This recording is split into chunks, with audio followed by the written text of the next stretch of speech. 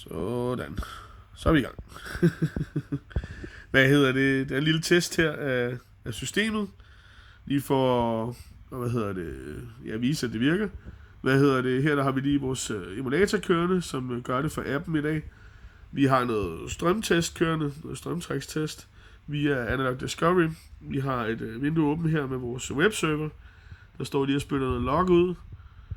Og vi kan se, at der kommer nogle requests herovre fra appen af. Nu vil vi lige prøve at introducere en høne.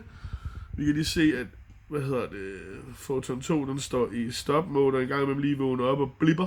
Nu må jeg se noget blipper i gang. Jeg kalder det blipper. Ja, det betyder bare, at den lige vågner op og lige kigger sig omkring og ser, om der sker noget. Lad os prøve at introducere en høne. Med min assistent lige her, som jeg lige har fået med i dagens anledning, der ikke kan styre det hele på en gang selv. Der skulle ikke ske så meget, når den går ind, den høne der. Så vi venter lige lidt. Lige sikrer sig, at den er nået at lægge ægget, om man så må sige. Og vi kan se, at den står stille og roligt bare og sover, og lige vågner op. Og kigger. Siger hej. Yes. Og nu må du gerne tage den af, hønen altså. Og næste gang den vågner op, så skulle den gerne registrere, at nu er hønen altså gået. Nu må vi se, om den gør det. Ja, den vågner op sådan der. Og det gjorde den også. Og vi vil se, at den begynder at connecte til nettet. Jo, og den har den allerede gjort. Den har allerede registreret ægget. Her kan jeg se, at den er allerede på nettet. Så den siger nu, der er lagt 2 æg i dag. Før var der lagt 1. Det er fordi, jeg testede det tidligere. Så det er altså først der, den registrerede det. Det var lidt så fejl. Jeg havde testet det. Den var på 1 æg i forvejen. Jamen, hvad skal vi ellers lige teste? Vi skal lige teste, om vi kan sætte fodermængden. Det burde vi gerne kunne.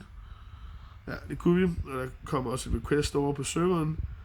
Så det hele, det ser rigtigt ud. Og vi kan se, at den bruger lidt ekstra strøm der.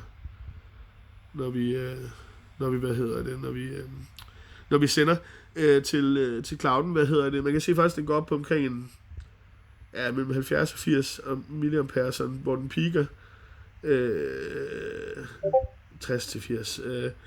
Og hernede, der ser vi så, at hver gang den vågner op, der ligger vi på mellem 20 og 30, og når den sover, så ligger vi på omkring de der 7 mA, 7-8 stykker.